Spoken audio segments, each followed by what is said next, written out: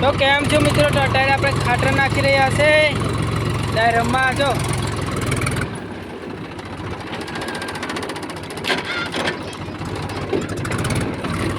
ચોટો ગેર પડી ગયો તો આમાં ખબર નથી પડતી. જો જૂનું ટ્રેક્ટર હે ને એટલે ચોથામાં હાલવા માંડે હે ના. જો હમણાં આપણે ચલાવી રહ્યા છે ટ્રેક્ટર.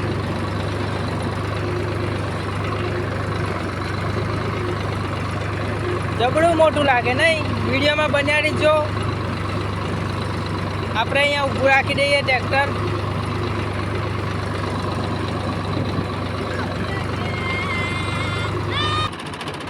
આવી ગયા તો આપણે પોકા દીધું છે રે.